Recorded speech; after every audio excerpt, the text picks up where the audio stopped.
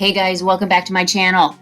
For this tutorial, I'm excited to show you this one. Ever since I did the TEMU promo unboxing, I've been wanting to use these molds so bad. I think they're gorgeous. Look at all that detail. So this time we're going to do the BOHO inspired macrame cake. Another one with some succulents, some chocolate succulents. So I'm going to make these chocolate succulents first, and I just used candy melts. And these succulent molds that I will add all the links down in the video description, plus a discount code for y'all.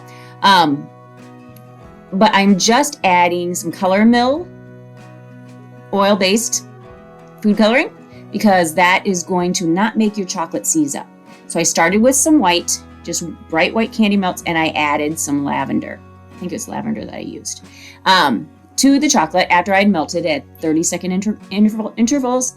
At 50% power in the microwave until it had melted, and I'm just putting them in those molds. And the first time I used a spoon, and the second time I used a piping bag because I discovered that it was a little easier to get rid of all the air bubbles if you pipe it in with a piping bag. And here you can see the release of one of these succulents, and I think it's so pretty.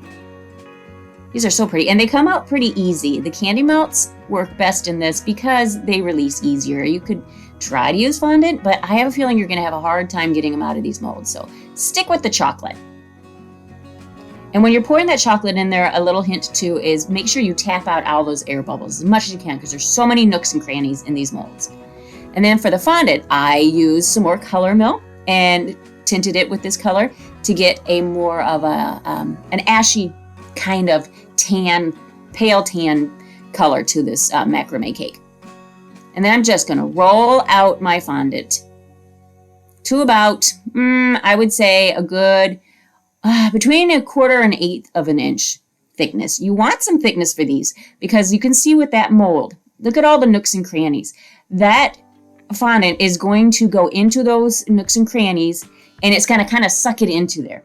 So your thickness is going to become not so thick. You can see where those little flower clusters are on the top. Once I'd pressed those in there, the fondant in there, I had some indentations. So I went back in and added some more. You can just add those with a little bit of water or shortening. That's just to make sure that you have enough thickness behind those flowers. And just roll it in there real good. Press it into that mold. Make sure you get all of the nooks and crannies. Add some cornstarch on there so it releases easy. It was actually very easy to use. It's one of the easier molds I've used in a long time. Released very well.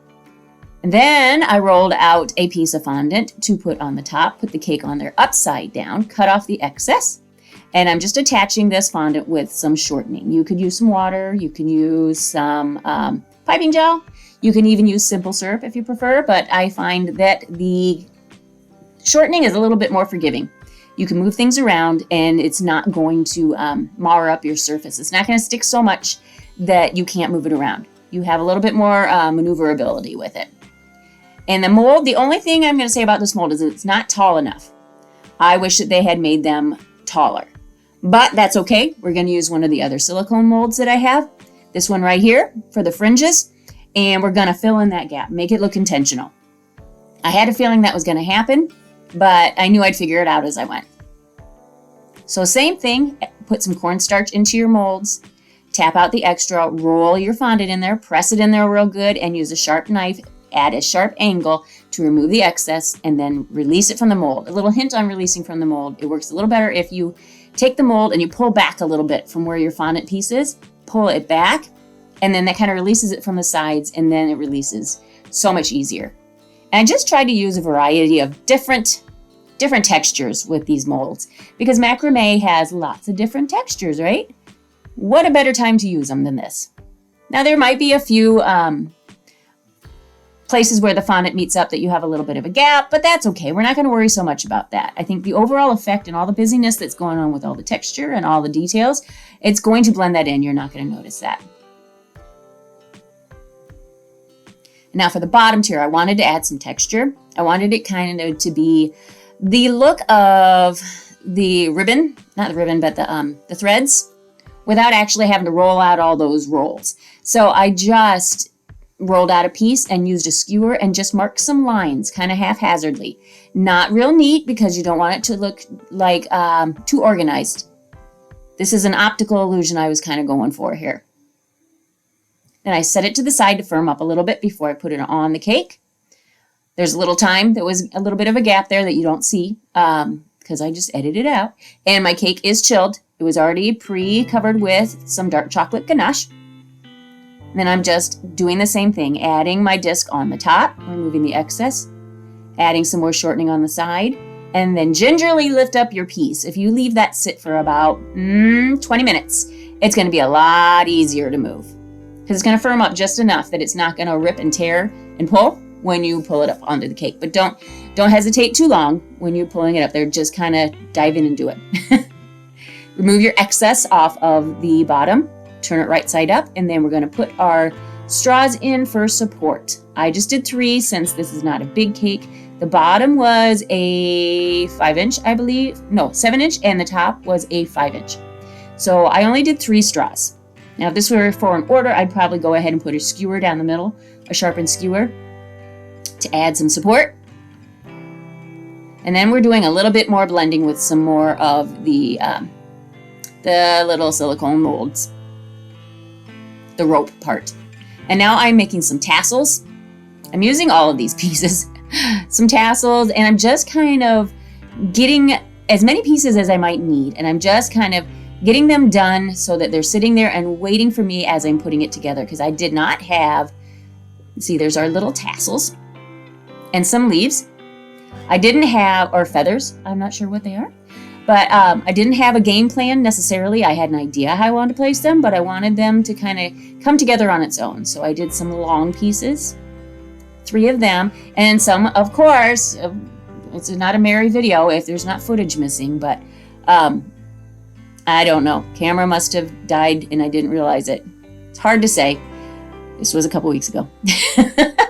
Anyway, I'm just kind of draping the pieces and attaching them with water. I'm just kind of going for the draped look here.